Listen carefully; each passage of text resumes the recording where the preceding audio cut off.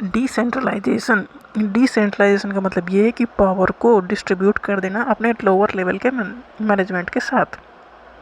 Centralisation में ये था कि पावर सिर्फ कुछ लोगों के पास है, जैसे कि जो टॉप लेवल के मैनेजमेंट हैं वही सारे डिसीजन ले सकते हैं। पर डिसेंट्रलाइजेशन में ये है कि जो लोअर लेवल के मैनेजमेंट है उन्हें भी कुछ अथॉरिटी दी गई है कि वो भी डिसीजन ले सकें। तो decentralisation refers to the dissemination of power. Power को डिसेमिनेट कर दिया by the top level management, किसके साथ? टू द मिडिल और लोअर लेवल मैनेजमेंट।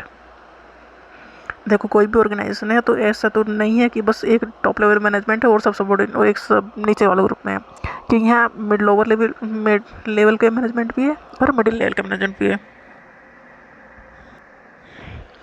तो उनके साथ पावर को थोड़ा सा बांट लेना, क्योंकि सारी पावर सेंट्रलाइजेशन में सारी पावर है सिर्फ एक के हाथ में या कुछ लोगों के हाथ में, और डिसेंट्रलाइजेशन में है पावर हर एक जो लेवल है मैनेजमेंट का, लोअर लेवल पे भी एंड मिडिल लेवल पे भी, उन सब के पास अथॉरिटी है कि डिसीजन ले सकें।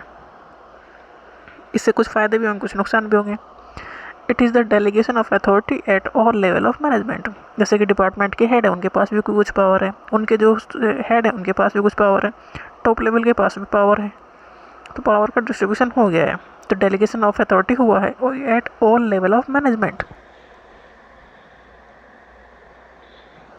अब इसका क्या फ़ायदे हैं? कुछ डेफिनेटली हर चीज़ के कुछ फ़ायदे होंगे, कुछ नुकसान होंगे, तो इसके कुछ एडवांटेज हैं। It best suited for large size organisation. जो बड़ी ऑर्गेनाइजेशन है वहाँ के लिए अच्छा है। क्यों? क्योंकि अब सारी चीज़ें अगर टॉप लेवल तक पहुँचेंगे तो बहुत टाइम लगेगा और वो इतना सारा काम ओवरबर्डन हो जाएंगे वो इस चीज़ को लेके। तो अगर लार्ज साइज़ का ऑर्गेनाइजेशन है तो जिस लेवल पे वो दिक्कतें हैं वहीं पर सॉर्ट आउट हो जाए तो ज़्यादा बेहतर है। तो जो लोअर लेवल का मैनेजमेंट है उन्हें भी इतनी पावर दी गई है कि छोटे मोटे डिसीजन ले सको, तो अगर बड़ी बात है तो आगे आगे तक बढ़ा दो।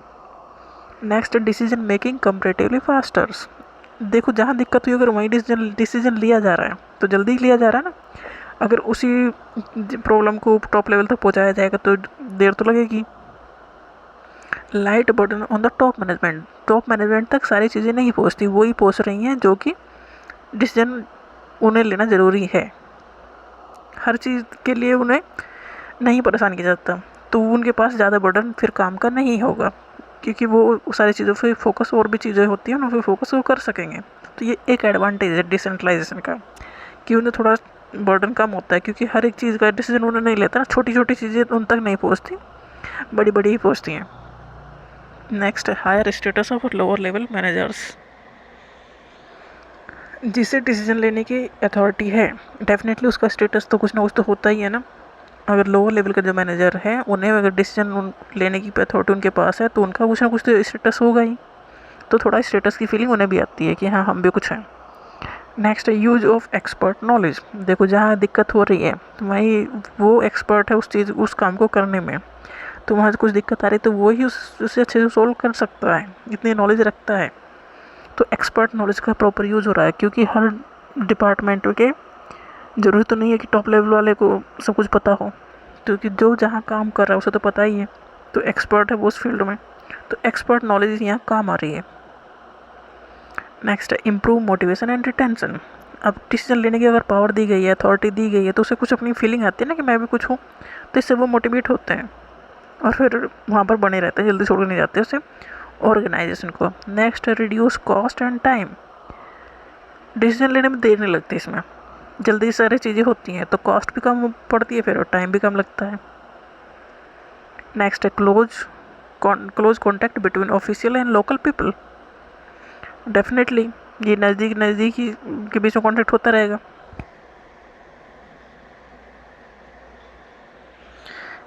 डिसेंट्रलाइजेशन के कुछ नुकसान भी होंगे, डेफिनेटली कुछ ना कुछ होंगे, जैसे कि loss of control by the top management.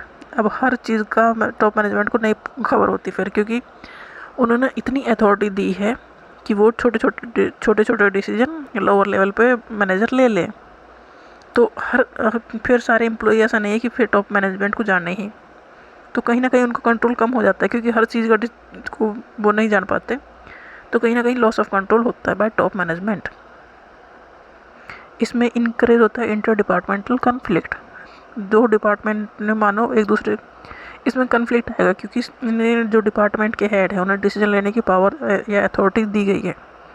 तो दो जो डिपार्टमेंट है उनके हेड के विचार अलग अलग हो सकते हैं।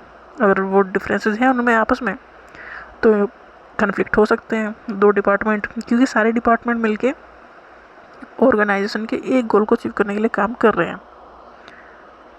अगर दो डिपार्टमेंट में कन्फ्लिक्ट हो जाएगा तो ये तो अच्छा नहीं होगा फिर ऑर्गेनाइजेशन के लिए। Next, harder to achieve tight financial control. Financial control करना आसान काम नहीं है फिर जब इतनी चीज़ें होंगी। मतलब कोई डिसीजन ले रहा है कि हाँ ये चीज़ें चाहिए और उसे अथॉरिटी कि हाँ वो चीज़ मंगा सके, तो फाइनेंशियल चीज़ें में जाए तो जाएंगी। Next, poor decision made by inexperienced manager. मान लो कोई इतना ज़्यादा एक्सपीरियंस किसी मैनेजर को भी नहीं हुआ है, जो लोअर लेवल के मैनेजर हैं उन्हें इतना ज़्यादा एक्सपीरियंस अभी नहीं हुआ है और जो ऑर्गेनाइजेशन है वो बड़ी है, वहाँ काम बड़े बड़े हो रहे हैं, तो उसका एक डिसीजन बहुत ख़राब भी हो सकता है। अगर पुअर डिसीजन ले लिया गया या गलत डिसीजन ले लिया गया तो नुकसान भी हो सकता है ऑर्गेनाइजेशन को, क्योंकि वो इनएक्सपीरियंस है, ठीक है, बट ऑर्गेनाइजेशन का तो काम है उसकी वैल्यू ज़्यादा है, तो ये कहीं ना कहीं नुकसान कर सकता है। Next, difficult to maintain proper coordination. बड़ी ऑर्गेनाइजेशन है, हर एक डिपार्टमेंट के अपने हेड हैं या मैनेजर हैं, उनके पास अथॉरिटी है, तो वो आपस में कोऑर्डिनेट करें ऐसा डिफ़िकल्टी इसमें होगी क्योंकि सबके पास अथॉरिटी है, तो कोई किसी को सुपीरियर मानने के लिए तैयार होगा नहीं, तो कंट्रोल करना मुश्किल काम है, तो ये कोऑर्डिनेशन होना फिर आसान नहीं है। तो डिसेंट्रलाइजेशन का मतलब ये है कि पावर को middle level and lower level के मैनेजर तक थोड़ा सा दे देना। इससे कुछ फ़ायदे भी है कुछ नुकसान भी हैं।